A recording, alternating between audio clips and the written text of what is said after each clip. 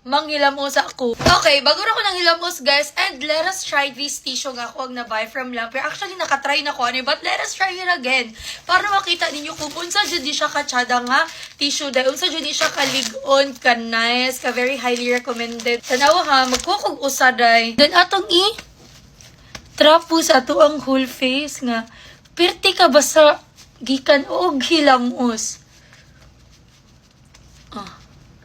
Wala gyud pa siya nadugmok, 'di ba?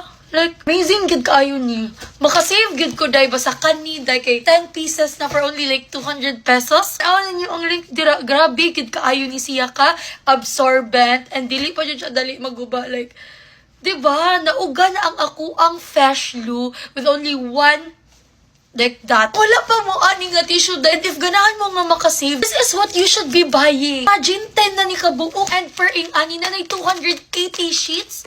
And isa ray mong magamit kay nice good kay siya quality. Kung good kay mong masave ani nga tissue mo, unang pamalit na mo karon dayon. Diya sa akong link ha. Gireko bet mo og nice nga tissue na.